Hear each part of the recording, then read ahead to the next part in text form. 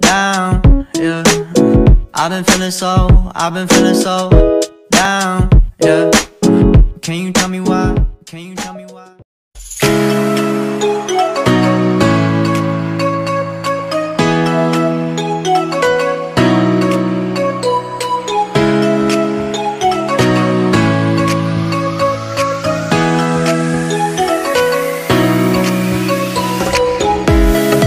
Assalamualaikum warahmatullahi wabarakatuh.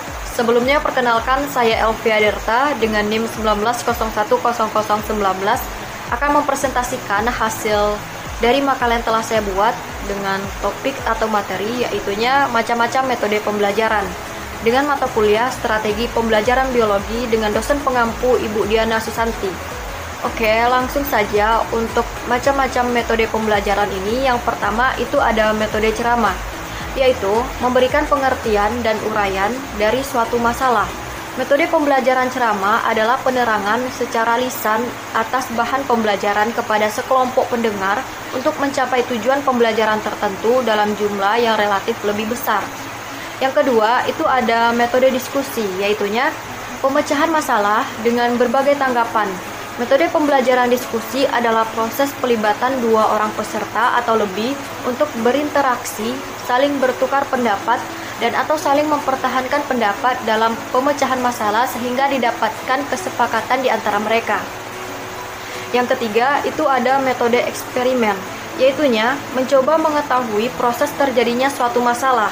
Metode pembelajaran eksperimen ini adalah suatu cara pengelolaan pembelajaran di mana siswa melakukan aktivitas percobaan dengan mengalami dan membuktikan sendiri suatu yang dipelajarinya. Yang keempat, itu ada metode demonstrasi, yaitu menggunakan alat peraga untuk memperjelas sebuah masalah. Demonstrasi di sini yaitunya sebagai metode pembelajaran bila mana seorang guru atau seorang demonstrator atau orang yang sengaja diminta atau seorang siswa memperlihatkan kepada seluruh kelas tentang suatu proses. Yang kelima, itu ada metode pemberian tugas dengan cara memberi tugas tertentu secara bebas dan bertanggung jawab, di mana suatu metode mengajar dengan memberikan pelatihan keterampilan secara berulang kepada peserta didik dan mengajaknya langsung ke tempat latihan keterampilan. Yang keenam, itu ada metode pemecahan masalah, yaitu metode yang merangsang, berpikir, dan menggunakan wawasan tanpa melihat kualitas pendapat yang disampaikan oleh siswa. Seorang guru harus pandai-pandai merangsang siswanya untuk mencoba mengeluarkan pendapatnya. Yang ketujuh, ada metode kerja kelompok, yaitu memecahkan masalah secara bersama-sama dalam jumlah tertentu. Metode pembelajaran beregu adalah suatu metode mengajar di mana pendidiknya lebih dari satu orang yang masing-masing mempunyai tugas. Biasanya salah seorang pendidik ditunjuk sebagai koordinator. Misalnya saja untuk cara pengujiannya, setiap pendidik membuat soal, kemudian digabungkan. Jika ujian lisan, maka setiap siswa yang diuji harus langsung berhadapan dengan tim pendidik tersebut. Yang kedelapan, metode tanya jawab, memecahkan masalah dengan umpan balik, di mana penyampaian pembelajaran dengan cara guru mengajukan pertanyaan dan murid menjawab. Yang kesembilan, itu ada metode resitasi, yaitu metode penyajian bahan di mana guru memberikan tugas tertentu agar siswa melakukan kegiatan belajar dan tugas yang diberikan kepada siswa dapat dilakukan di dalam kelas, di halaman sekolah, di laboratorium, di perpustakaan, atau di mana saja asal tugas tersebut dapat dikerjakan. Yang ke-10 adalah metode karya wisata, yaitu dilakukan dengan mengajak para peserta didik keluar kelas untuk mengunjungi suatu tempat yang ada kaitan dengan pokok bahasan yang sedang dipelajari. Yang ke-11 adalah metode ceramah, yaitu sistem pengajaran dengan menggunakan ceramah lisan dan disertai metode lainnya. Metode mengajar ini menggunakan lebih dari satu metode. Yang ke-12 itu ada metode pemecahan masalah. Misalnya, siswa diberikan kasus untuk menstimulasi diskusi kelompok. Kemudian siswa mengutarakan hasil pencarian materi terkait kasus dan didiskusikan dalam kelompok tersebut. Yang ke-13 itu adalah metode perancangan, yaitu metode mengajar dengan merangsang siswa untuk mampu menciptakan atau membuat suatu proyek yang akan dipraktekkan atau akan diteliti. Yang ke-14 adalah metode discovery, yaitu metode pengajaran modern yang dilakukan oleh siswa dengan cara belajar atau pembelajaran yang lebih aktif, mandiri, dan pemahaman yang lebih baik. Yang ke-15 adalah metode inquiry, yaitu metode yang mampu membangun siswa untuk menyadari apa yang dia dapat selama belajar. Guru tetap memiliki peranan penting dalam metode ini, yaitu dengan membuat desain pengalaman pembelajaran. Yang ke-16 itu adalah berbagi peran, yaitu metode drama atau peran. Metode ini dengan melibatkan siswa dalam berakting sebagai suatu karakter dalam satu situasi tertentu dan menunjukkan respon yang seharusnya dilakukan. 17. Debat, yaitu metode pembelajaran dengan mengadu argumen antara satu atau dua orang ataupun dua pihak atau lebih maupun kelompok. 18 adalah metode mengajar sesama teman, yaitu dilakukan dengan cara berdiskusi atau juga dengan presentasi hasil diskusi. Kelompok menyampaikan materi hasil diskusi dan memberi kesempatan pada teman-teman untuk bertanya. Yang 19 adalah metode bagian, yaitu dilakukan dengan memberikan materi sebagian, misalnya beberapa atau belajar ayat. Pengajaran dimulai dari ayat per ayat yang kemudian disambung lagi dengan ayat lain. Itu dilakukan oleh para siswa.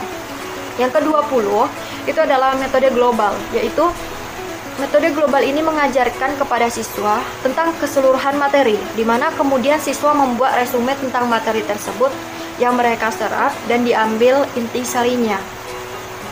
Baik, itulah presentasi dari saya. Jika ada kurang atau kesalahan, saya mohon maaf. Untuk materi selanjutnya akan dilanjutkan oleh pemateri yang kedua.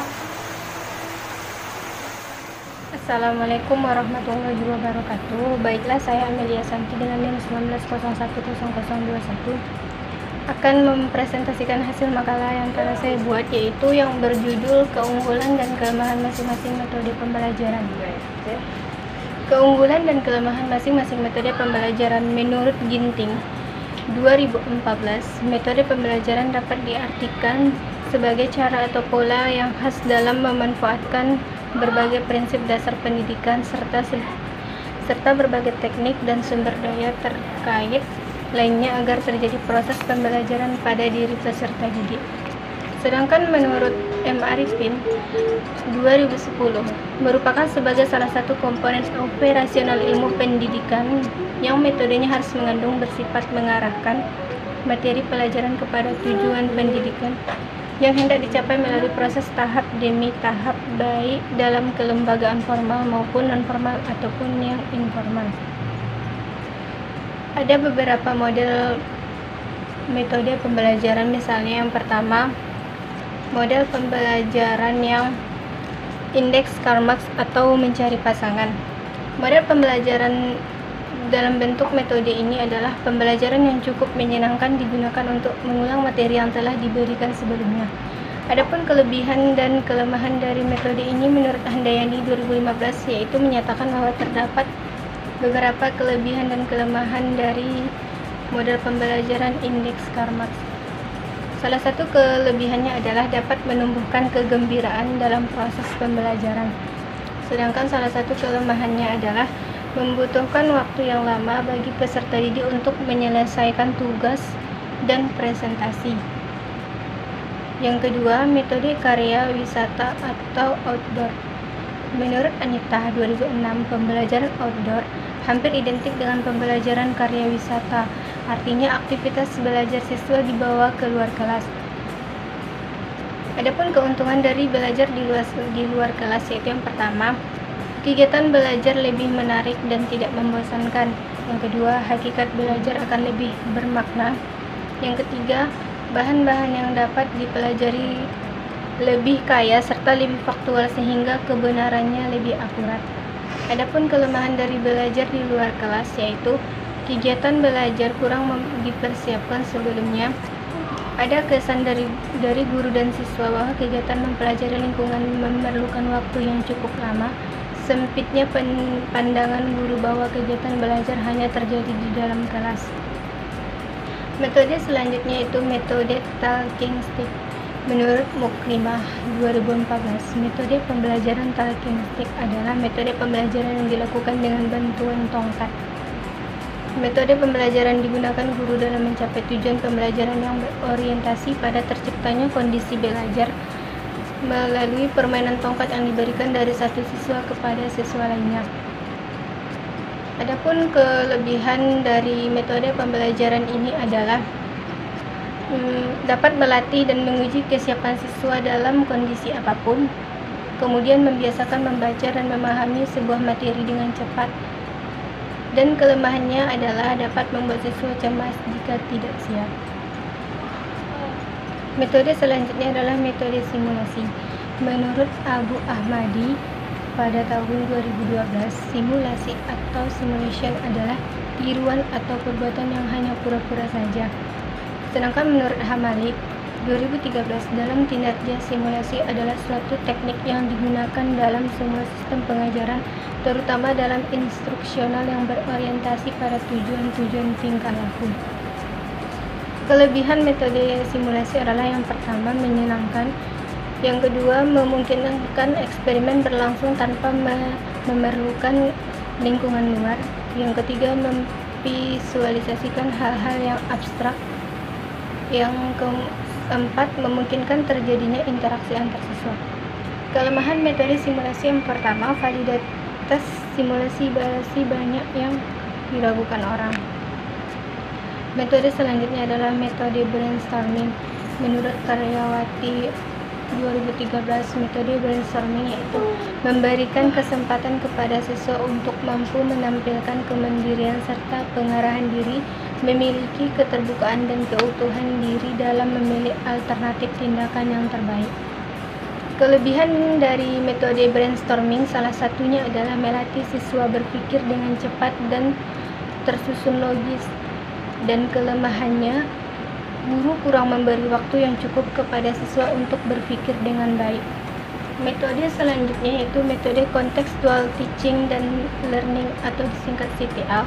Metode pembelajaran menurut CTL yaitu Sanjaya W 2012 menyatakan bahwa belajar dalam suatu strategi pembelajaran yang menekankan pada proses keterlibatan peserta didik secara penuh. Adapun kelebihan dari metode pembelajaran ini adalah pengetahuan dan keterampilan yang diperoleh peserta didik lebih bermakna, dan kelemahannya berupa membutuhkan waktu yang lama untuk melaksanakan seluruh komponen. Metode selanjutnya yaitu metode pembelajaran Problem Based Learning atau PBL. Menurut Trianto 2007, PBL merupakan suatu model pembelajaran yang didasarkan pada banyaknya permasalahan yang membutuhkan penyelidikan autentik, yakni penyelidikan yang membutuhkan penyelesaian yang nyata dari permasalahan yang ada. Terdapat beberapa kelebihan dari model pembelajaran tersebut, yaitu yang pertama, teknik atau cara yang cukup bagus untuk lebih memahami isi pelajaran. Yang kedua, dapat menantang kemampuan peserta didik serta memberikan kepuasan untuk menemukan pengetahuan baru bagi peserta didik. Kekurangan model pembelajaran tersebut adalah tanpa pemahaman, mereka berusaha untuk memecahkan masalah yang sedang dipelajari, maka mereka tidak akan belajar apapun yang mereka ingin pelajari. Selanjutnya adalah model pembelajaran Based Learning atau PJBL. Menurut Abidin 2007, Project Based Learning merupakan metode yang mampu untuk mendorong dan menerapkan pengetahuan dan keterampilan dalam diri seseorang.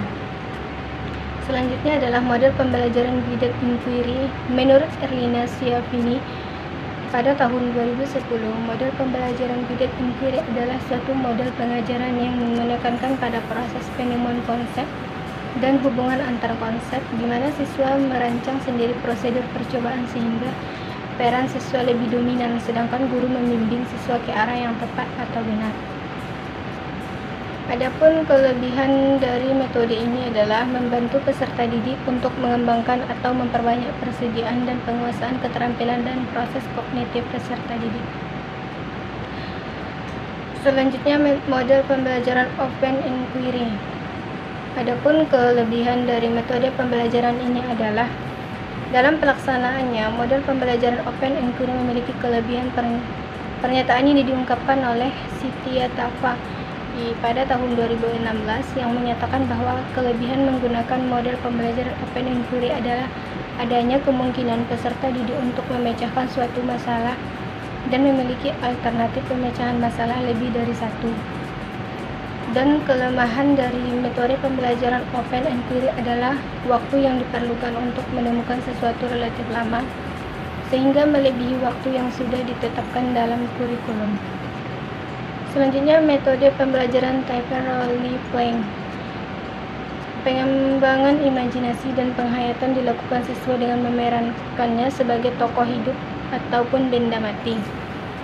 Adapun kelebihan dan kekurangan dari metode pembelajaran ini adalah siswa melatih dirinya untuk lebih memahami dan mengingat isi bahan yang akan diperankan. Siswa akan terlatih untuk berinisiatif dan berkreatif. Selanjutnya, metode pembelajaran secara kooperatif. Menurut Agus Suprijono 2011, yang dimaksud pembelajaran secara kooperatif adalah konsep yang lebih luas, meliputi semua jenis kerja kelompok, termasuk bentuk-bentuk yang dipimpin atau diarahkan oleh guru. Dalam hal tersebut, guru menetapkan tugas dan pertanyaan serta menyediakan bahan dan informasi yang dimaksud. Adapun kelebihan dari metode pembelajaran ini adalah saling ketergantungan secara positif. Pembelajaran kooperatif cocok untuk menyelesaikan masalah-masalah yang membutuhkan pemikiran tertentu. Adapun kekurangannya adalah selama kegiatan diskusi kelompok berlangsung, terjadi kecenderungan topik masalah yang dibahas akan meluas sehingga banyak yang tidak sesuai dengan waktu yang telah ditentukan. Metode pembelajaran selanjutnya yaitu pembelajaran dengan metode konvensional atau model ceramah. Menurut Hisham Zaini 2018, metode ceramah adalah metode memberikan uraian atau penjelasan kepada sejumlah murid pada waktu dan tempat tertentu. Kelebihan dari metode ini adalah guru mudah menguasai kelas. Yang kedua, mudah mengorganisasikan tempat duduk. Yang ketiga, dapat diikuti oleh sejumlah siswa yang memiliki kemampuan yang normal. Yang kedua, berupa kelemahannya. Kelemahan yang pertama yaitu mudah menjadi verbalisme. Yang kedua, visual menjadi rugi sementara auditif dasar menerima manfaatnya. Yang terakhir adalah metode diskusi. Metode diskusi adalah cara penyajian pelajaran di mana siswa-siswi dihadapkan kepada suatu masalah yang biasa berupa suatu pernyataan yang bersifat problematik untuk dibahas dan dipecahkan bersama menurut Muhibbin Shah 2010. Kelebihan dari metode diskusi adalah menyadarkan peserta didik bahwa masalah dapat dipecahkan dengan berbagai jalan dan bukan hanya satu jalan. Kemudian menyadarkan peserta didik bahwa dengan berdiskusi mereka saling mengemukakan pendapat secara konstruktif sehingga diperoleh keputusan yang lebih baik. Adapun kekurangan dari metode diskusi adalah sering terjadi pembicaraan dalam diskusi yang dikuasai hanya oleh 2 atau sampai 3 orang peserta didik yang memiliki keterampilan berbicara. Kadang-kadang pembahasan dalam diskusi yang meluas sehingga kesimpulannya menjadi kabur, memerlukan waktu yang cukup panjang sehingga tidak sesuai dengan yang direncanakan menurut Syaful Bahri Dujamarah 2010. Sekian untuk hasil presentasi diskusi saya.